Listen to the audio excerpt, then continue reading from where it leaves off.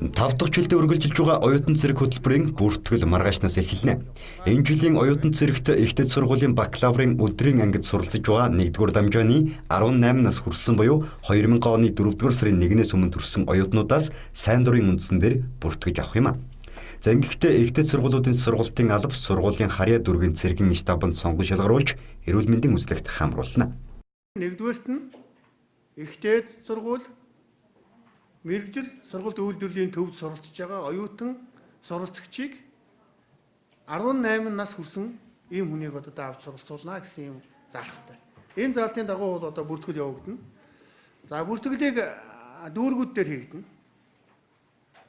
Тухайн одоо Ихтэй сургуулийн сургалтын албанаас тодорхойлттой тийм хүмүүсийг авч бол бүртгэхээр ингээд төлөвлөлөд ажиллаж байгаа. За дөнгөжлөн оюутан цэргийн бүртгэлийг нийслэлд 6 газарт орон нутагт 13 бусад явуулах юм а. Оюутан цэрэг хөтөлбөрт хамрагдах хүсэлтэй оюутнууд бүртгэл хийлгэхдээ иргэний үнэмлэх, цэргийн үүрэгтний үнэмлэх, оюутны үнэмлэх, эрүүл мэндийн даатгалын дэвтэр, сургуулийн тодорхойлолт, 2.8-аас дээш голч түнтэй сурлагын дүнгийн хүснэгт өргөдлийн хамт авч очих шаардлагатай юм а. Одоо бол хуулийн заалтын дагуу, журмынхаа дагуу улс даяар гэж хэлж болохоор одоо Монгол улсын хэмжээнд одоо оюутан цэрэг сургалт 13 газар нийслэлээс гадна 13 аймагт зохион байгуулагдаж байна.